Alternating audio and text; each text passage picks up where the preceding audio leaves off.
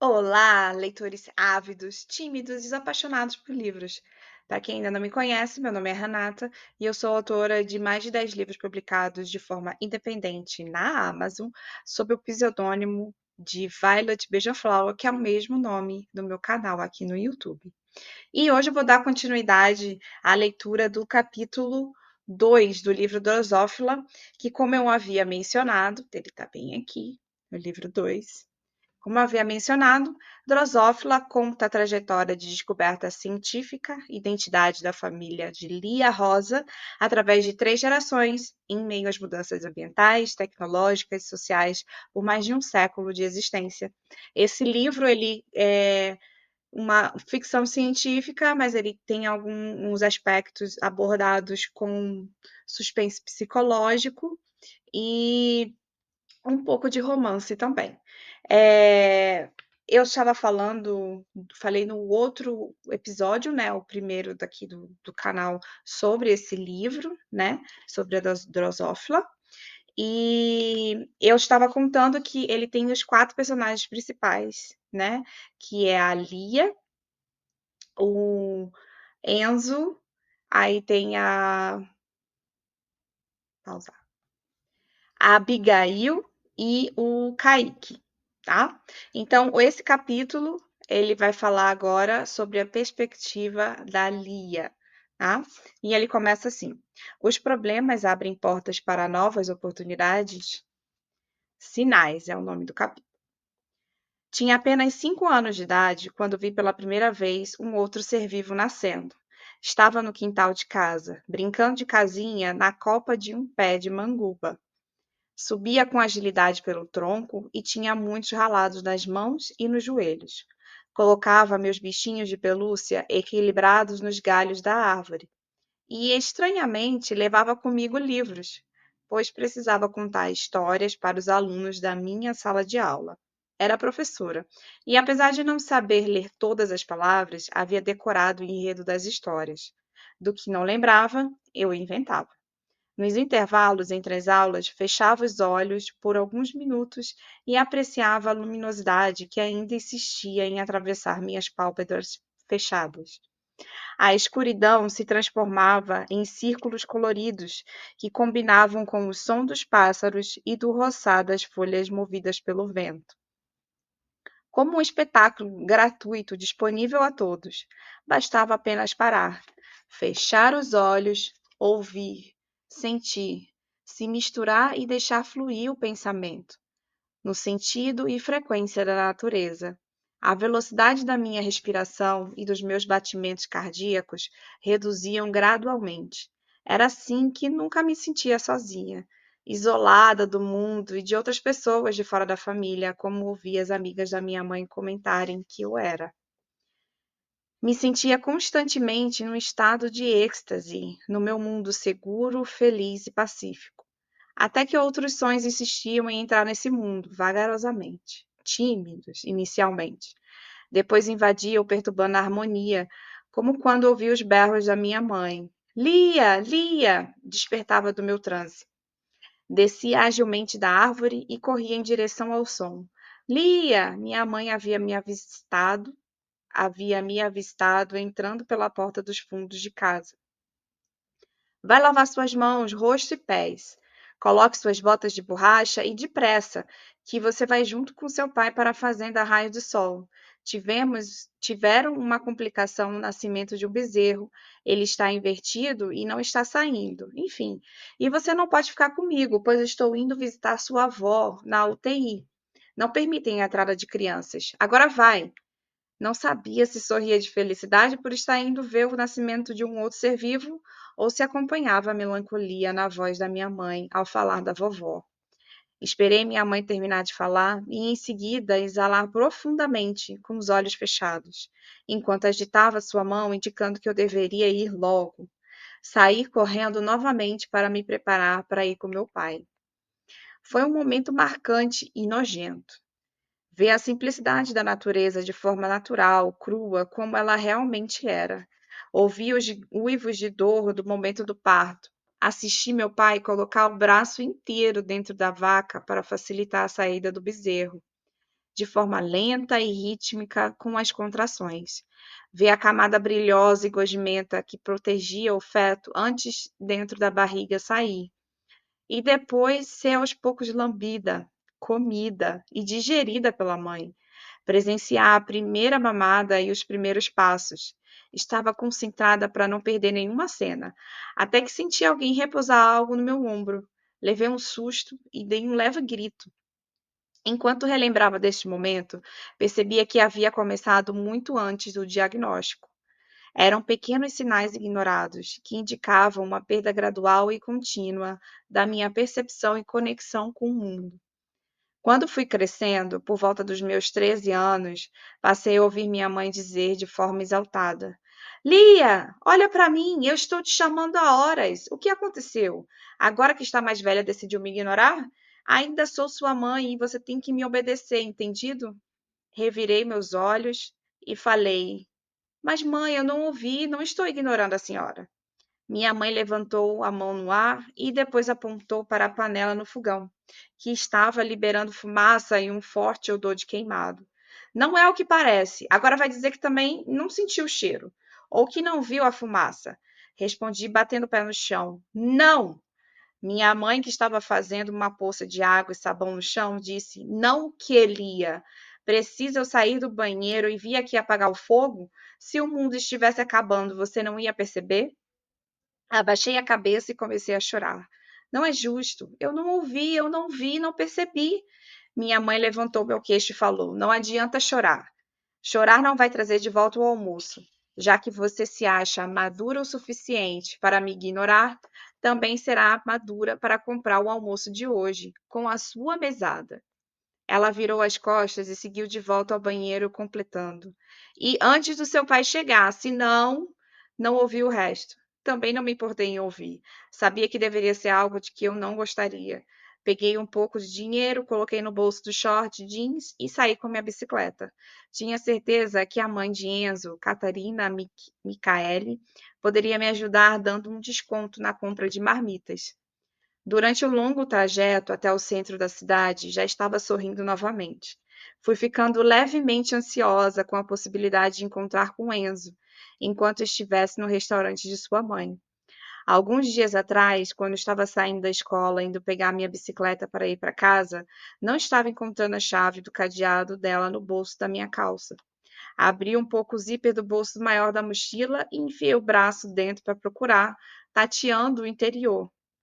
Quando percebi que não encontraria assim, abri um pouco mais o zíper, mas o peso dos livros e dos cadernos forçou a abertura total da mochila. Tudo havia caído no chão. E, relembrando que ainda teria que voltar a pé para casa, exasperei. Tudo eu! Essas coisas só acontecem comigo. Abaixei e comecei a juntar cadernos, livros e desenhos em folhas soltas. Estava colocando-os de volta na mochila quando senti uma mão quente tocar no meu ombro. De imediato levei um susto. Só depois de me virar percebi que era Enzo. Seu rosto estava perto do meu ombro. Naquele momento, meu coração acelerou. E apesar de sermos amigos desde o nascimento, não pude deixar de notar outras coisas que antes nunca havia notado. Seu cheiro, seu sorriso e como sempre tinha solução para os meus problemas. Ele estava estendendo a mão aberta com a chave do cadeado da minha bicicleta em cima. Quando peguei a chave da mão dele, ele a fechou levemente, o que fez com que eu sentisse um leve roçar na minha mão. E, desta vez, foi um frio na barriga que me surpreendeu. Me peguei olhando demoradamente para seus lábios, e quando ele se aproximou, por um instante achei que ele iria me beijar nos meus lábios, mas ele não parou. Apenas foi em outra direção além de mim, pegando meu estojo que havia ficado no chão. Como você pode ser tão desastrada? Estou te chamando faz um tempão, desde que saiu da sala de aula. Lembra quando você tirou o dinheiro do bolso para comprar o lanche na cantina? E você tirou a chave do cadeado. Minha mente estava divagando naquele momento, enquanto destravava o cadeado da bicicleta. Sim, coloquei a chave embaixo da mesa. Nem para você me avisar antes, né? Ele riu mais uma vez. E mais uma vez me senti uma idiota olhando para aquele sorriso. Quando ele ia falar alguma coisa, interrompi dizendo: Preciso ir. Minha mãe pediu para que eu não demorasse muito para chegar em casa, pois está escurecendo mais cedo nessa época do ano. Percebi que ele havia desistido de falar o que ia dizer antes. Então, Enzo disse apenas: certo, amanhã eu venho de bicicleta, então. Sorri esperançosa e ansiosa pelo dia seguinte. Obrigada pela chave. Você é o melhor. Até amanhã. Ainda pedalando no trajeto para o restaurante da mãe de Enzo, novamente meus pensamentos estavam divagando, quando passei pelo corredor de árvores altas que havia na frente da fazenda de Glória Maria. Uma colega de turma muito bonita, que estava sempre se insinuando para Enzo. Não pude deixar de sentir meu rosto aquecer. Foi ali que ele parou, no meio do caminho da escola para minha casa, no dia seguinte ao evento da chave do cadeado da bicicleta. Estávamos pedalando juntos e devagar. Pouco antes de chegarmos no início do corredor, de pé de algaroba, de quem vem do centro da cidade, Glória Maria surgiu a alguns metros atrás de nós com sua bicicleta. Ela estava ofegante por ter tido que pedalar rápido para nos alcançar. Enzo, Patu, esperem por mim! Alguns colegas meus me chamavam de Patu, pois bem, como eu sempre questionava tudo, então diziam para eu acreditar em algo, eu precisava ver com os meus próprios olhos. Para tu acreditar, tu precisa ver, é, Patu? Foi assim que começou. Com o tempo, meus colegas de turma me zombavam com esse apelido para minimizar os impactos da minha argumentação nas discussões. E havia sido Jean, um colega de turma da escola, que havia inventado. Mas lá estava a Glória Maria gritando meu apelido enquanto se aproximava. Ela estava gritando, entrecortando as sílabas, a poucos metros de distância de nós dois. Paramos e ficamos observando ela vir até nós. Poxa, se eu soubesse que vocês viriam para cá depois da escola, teria me adiantado e ido junto com vocês. Eu sempre chamo a Patu para irmos juntas depois da escola, mas ela sempre me ignora. Girei meus olhos e sussurrei: Nunca ouvi você me chamar para nada. Ela continuou: E você, Enzo, o que faz para esse lado da cidade? Achei que ainda morasse no centro. Enzo respondeu calmamente: Estou indo com a Lia para a casa dela. A mãe dela disse que está escurecendo cedo nessa época do ano e não quer que ela faça esse longo trajeto sozinha. Ele sorriu ao final e olhou para mim como se estivesse indicando que eu confirmasse isso. Sim, sim, minha mãe ficou preocupada comigo, apesar de não acontecer quase nada de perigoso nessa cidade. O Ibaí fica distante de tudo e de todos e sempre falo para ela que eu não tenho nada de interessante, nem dinheiro, para ser alvo de alguém mal intencionado. Acho que ela está exagerando. Glória Maria aproveitou a deixa. Viu, Enzo? Não tem com que se preocupar. Se quiser, podemos vir juntas a partir de amanhã. O que você acha, Patu? Lia, e assim você não precisa fazer todo esse trajeto. E depois ter que voltar para casa no escuro. Sorri sem graça e olhei para Enzo. Ele simplesmente disse olhando para mim: Eu venho porque eu quero vir. Não posso decidir o que eu faço ou deixo de fazer? Ele estava falando sério ao final, encarando Glória Maria, enquanto chegava mais perto de mim. Ela ficou nitidamente sem graça. Olhou para o chão e respondeu baixo: Ok.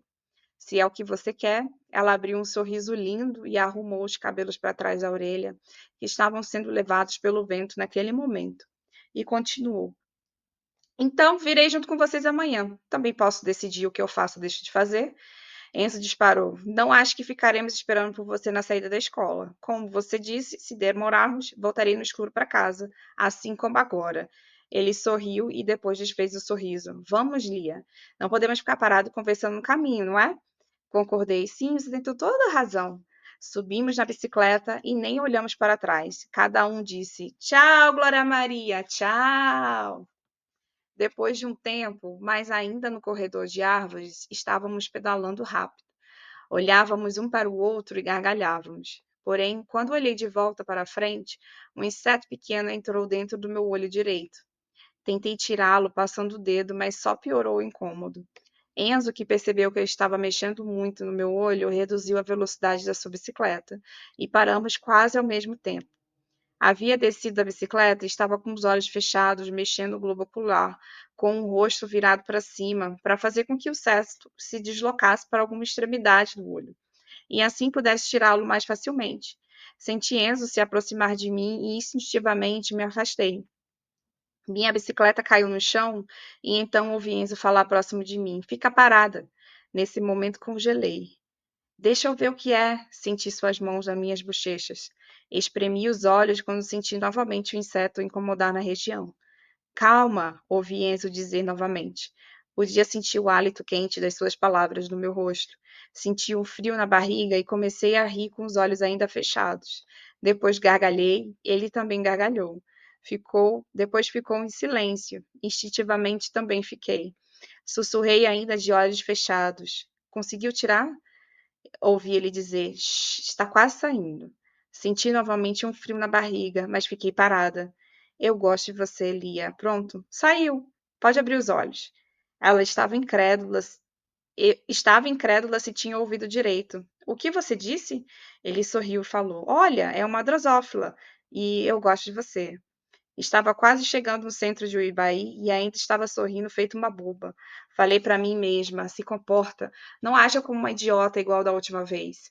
Veio novamente à minha mente a lembrança, ele se aproximando de mim, falando: Eu sei que você gosta de mim, enquanto voltava a segurar meu rosto em suas mãos, pois até aquele momento eu só sorria e não dizia uma palavra. Para correspondê-lo, apenas balancei a cabeça afirmativamente e continuei olhando ele aproximar mais o seu rosto do meu. Ele me deu um beijo de leve em meus lábios, depois outro, depois outro. Passei meus braços pelas suas costas e segurei na bainha inferior de sua camisa. Quando ele quis aproximar mais sua boca da minha, eu também fiz o mesmo, e acabamos batendo os dentes um no outro e nos afastamos. Ouvi ele dizer: Está tudo bem, vem aqui, Lia. Mas eu estava envergonhada. Havia sido meu primeiro beijo. Subi rapidamente na bicicleta e saí pedalando. Ele me seguiu até eu chegar em casa, apenas alguns metros de distância atrás de mim. Quando olhava para trás, via que ele estava sorrindo.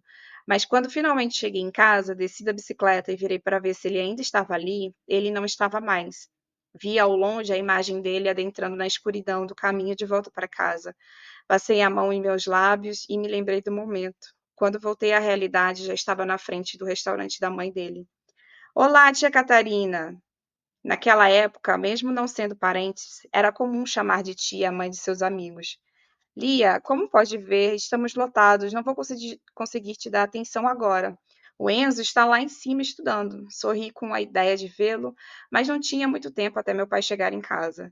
Não, não vim falar com o Enzo. Deixei o almoço queimar e minha mãe me mandou comprar o almoço de hoje. E bem, com a minha mesada, e eu não tenho muito. A senhora poderia quebrar o galho dessa vez? Fiz cara de súplica, juntando as mãos espalmadas uma na outra logo abaixo do meu nariz. Não queria ficar de castigo. Ou não quero ficar de castigo. Depois falei mais baixo, ou qualquer outra coisa que minha mãe tenha dito e eu não ouvi. Ela parou, limpou suas mãos no pano de prato, presa à sua cintura e suspirou. Vai lá, pega o que você precisa, mas sabe que eu vou precisar de ajuda na limpeza no próximo final de semana. Vai ter a festa de São João e o movimento vai aumentar muito por aqui. Temos um acordo? Sorri e disse que sim, claro, sem problemas. Voltei pedalando para casa o mais rápido que pude com a comida preferida da minha mãe, estrogonofe de frango e arroz. No final, ela ficou feliz por eu ter queimado o almoço naquele dia. Começamos a namorar por entendimento mútuo. Não houve uma pergunta de você quer namorar comigo? Fomos simplesmente mudando nossas atitudes de amigo para namorados.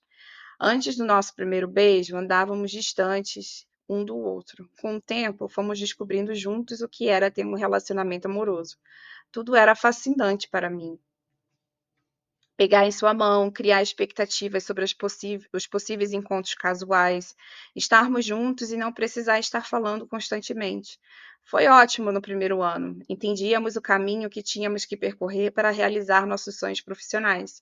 E quando não estávamos estudando sozinhos, estávamos grudados um no outro. Nesses momentos, buscávamos ficar longe dos olhares dos outros, adultos e amigos, para ser só nosso. Me pegava fantasiando com ele quando estava na expectativa de vê-lo, no caminho para o encontro, na espera por ele chegar, mas era interrompida por outras pessoas, ou Glória Maria, ou em algumas vezes por William, o irmão mais velho de Enzo. Havia entendido mal os desejos de Glória Maria. Ela era uma menina descolada, inteligente e muito divertida. Era fácil conversar com ela. Nós falávamos a mesma língua e tínhamos um sonho em comum: construir uma carreira profissional fora de Uibaí. O Ibaí, eu vou dar um adentro agora na história, tá? O Ibaí é uma cidade do interior em que os meus pais foram criados. Minha mãe nasceu, né? Minha mãe nasceu, na verdade, em Poços, né? Poços de Calda não, em Poços. E depois ela se mudou com os pais para o Ibaí. E o Ibaí é uma das cidades da minha infância, né? A gente passava as férias lá, eu e meus dois irmãos. Então eu tenho um carinho muito grande pela cidade. E eu resolvi colocar na história. Depois que comecei a namorar Enzo, achei que ela de alguma forma descontaria seu ciúme em mim. Mas depois descobri que ela nunca havia gostado de Enzo. Na realidade, ela enxergava Enzo como ele é um garoto egocêntrico, individualista e autoritário, quase cruel. Respondi a ela, realmente temos opiniões muito diferentes nesse ponto. Olhávamos uma para a outra e eu dizia, que bom, não é? Ela me olhava e estávamos gargalhando novamente. Ela complementava, você é muito doce, gentil, carinhosa, não merece namorar alguém como ele. Só te perdoo, pois sei que ele não te trata assim. Só todo o resto do mundo. Glória Maria revirou os olhos e eu não pude deixar de rir. Ficamos mais próximas, depois amigas, quando ela passou a voltar para casa junto comigo na saída da escola. Ela disse que decidiu não perguntar mais se podíamos ir juntas e simplesmente passou a andar de bicicleta ao meu lado. No começo ela falava sozinha durante todo o trajeto, até que eu parei a minha bicicleta quando estávamos perto da casa dela e disse: Você quer realmente que eu te escute? Você precisa manter seu rosto virado para mim enquanto fala e falar um pouco mais alto. Tudo bem? Ela primeiro estranhou ter parado a bicicleta, mas depois ela sorriu e disse: Tudo bem. Eu falei: Ótimo. Até amanhã, Glória Maria. Ouvi ela berrar: Até amanhã! Nós conversávamos sobre tudo. Desde nossas experiências de vida, nosso amor pela biologia e pela física, até sobre os planos de futuro. Onde moraríamos e para onde viajaríamos juntas. Esses últimos eram planos que eu não compartilhava com Enzo, pois ele ficava extremamente irritado por não ter os mesmos planos que os dele. Era quase um assunto proibido, pois suscitavam ciúmes e dúvidas em relação ao futuro do nosso relacionamento. Em oposição estava o irmão de Enzo, que era 15 anos mais velho do que nós. Ele estava na época iniciando sua especialização em psiquiatria e logo estaria de volta ao Ibaí, onde fixaria a residência. Enzo vivia falando disso e como seguiria os mesmos passos de seu irmão mais velho. Em uma das visitas de William à família, ele havia chegado antes do horário planejado. Porém, naquele momento eu estava no quarto de Enzo, deitada na cama, sem minha camisa, enquanto Enzo estava lambendo um dos meus seios. Fazer, ó, 2:24. Que ele havia tirado meu sutiã. Ainda não havíamos transado uma vez sequer, mas estávamos sempre nos tocando intimamente por baixo da roupa e algumas vezes por dentro das roupas íntimas. William havia chegado e não tínhamos notado. Por um instante a porta do quarto estava fechada. Olhei para o rosto de Enzo e a fei de prazer. No instante seguinte a porta estava entreaberta e William estava de pé observando. Ele deu um leve sorriso e colocou um indicador na altura de seus lábios, indicando para que eu não fizesse alarde sobre ele estar ali.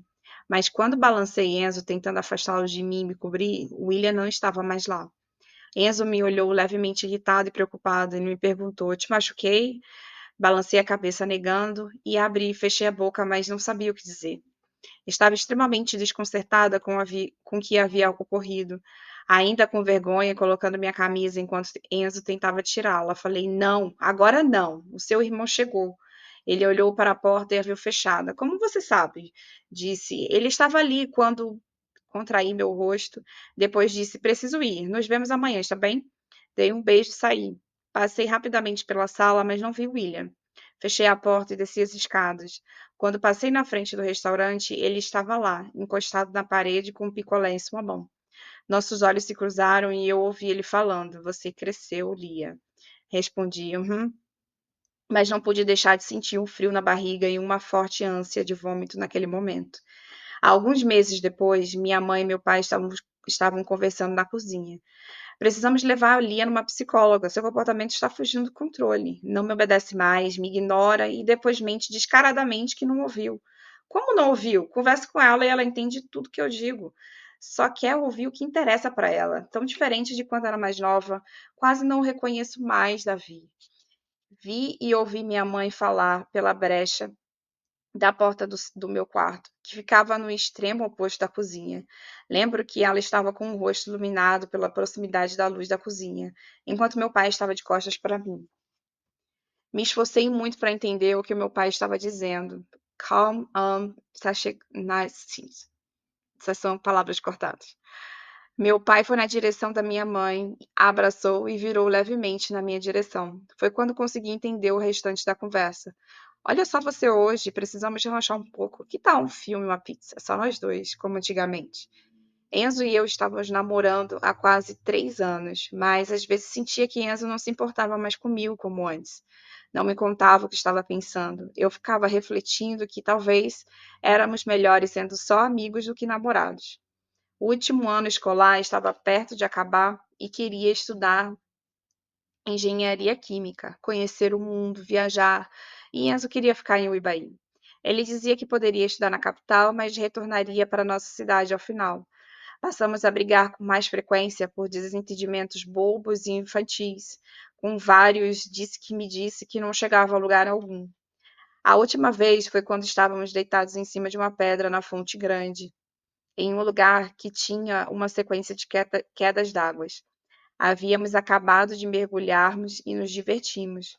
Não eram quedas d'água muito altas, contudo o barulho da água batendo nas pedras era alto. Naquele momento, estava com os olhos fechados e relaxado, quando de repente ele começou a balançar meu braço. Exasperei. O que foi dessa vez? Não posso nem relaxar mais, Enzo. Sentei e olhei em seus olhos. Estou falando com você e você não me responde. Achei que estivesse dormindo. O que você acha? Exalei o ar e girei meus olhos. O que eu acho do quê? Foi a vez dele ficar irritado comigo. Como assim do quê? Eu te falei sobre o que era, não vou repetir. Ah, quer saber? Deixa pra lá. Esquece, estou indo. Você está muito estranho ultimamente. Segurei em sua mão com a intenção de que ele não fosse embora e falei: diz de novo, eu quero ouvir, eu quero saber. Ele sentou novamente a contragosto e começou. Meu irmão vai chegar no final de semana e tínhamos combinado anos atrás de acamparmos juntos, quando estaríamos nos formando.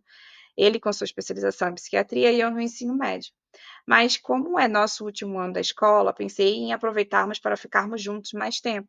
Poderíamos chamar Glória Maria para ir junto. E aí, sim ou não? Disse, vou pensar. Ele retrucou, por quê? Exalei profundamente. Bem, não sei se vamos aproveitar como você está imaginando. Vai ser difícil meus pais deixarem, e pelo que conheço Glória Maria, ela odeia profundamente mosquitos. Então, Enzo havia mudado seu rosto. Puta que pariu, Lia. Você nem tentou. Pra que esse negativismo? Então, tá bom. Nos vemos depois. Me assustei com sua resposta, mas falei mais alto. Eu disse que ia pensar em. Ele respondeu rispidamente. Não quero mais que você vá. Nos vemos depois. Retruquei. Quando? E ele não respondeu e foi embora. E tudo mudou quando meus pais foram chamados na escola. Eu estava com 16 anos e na metade do ano letivo. Alô, bom dia. Como vai, Ana? Estou entrando em contato para falar sobre a Lia. Podemos marcar uma reunião?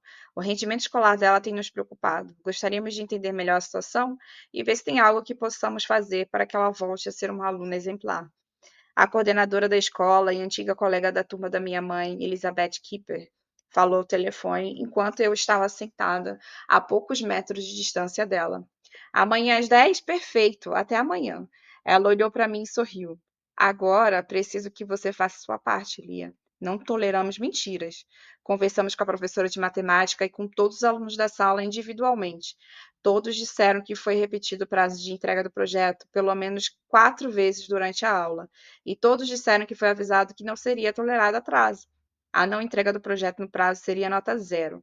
Infelizmente para você, precisamos ser justos com quem cumpriu o prazo. A coordenadora fez uma pausa e, percebendo que eu estava chorando, mudou o tom da conversa. Lia, é para o seu bem. Precisamos entender o que está acontecendo. Por que você mudou? Quer contar alguma coisa? A professora ainda nos contou que você tem andado dispersa na aula, desenhando no caderno ao invés de fazer anotações sobre a aula. Que você não participa mais da aula como antes. Que teve situações em que você estava rindo no meio da aula, mesmo depois da professora chamar sua atenção para parar de fazê-lo. Precisamos de mais informações, Lia. Aconteceu algo no caminho de casa que esteja com vergonha de contar? Passei minhas mãos nas bochechas vermelhas e disse: não é justo, eu não ouvi, não percebi. Naquele momento comecei a soluçar e coçar mais intensamente minha perna e meu pescoço, que já estava vermelho. Não entendia o que estava acontecendo. Me sentia injustiçada, me sentia dentro de um complô, abandonada por toda a turma, inclusive pelo Enzo. Será que eles não gostavam mais de mim? O que eu fiz para eles odiarem ao ponto de fazer isso comigo? Me senti excluída, rejeitada. Mal sabia que isso seria só o começo. E esse foi o final do capítulo 2 do livro Drosophila. Drosophila é um nome científico de um mosquito da África, né? E ele é muito comum na cidade, em Uibaí, como eu havia citado aqui, que foi uma lembrança, é uma lembrança, né, da minha infância, que a gente passava as férias do meio do ano, do final do ano, todas lá. E esse foi o final, como eu havia dito, na semana que vem, na segunda-feira, eu vou estar subindo de novo no YouTube mais um vídeo, agora sobre o capítulo 3, que é o próximo capítulo, tá? Espero ver vocês lá e até a próxima. Tchau, tchau.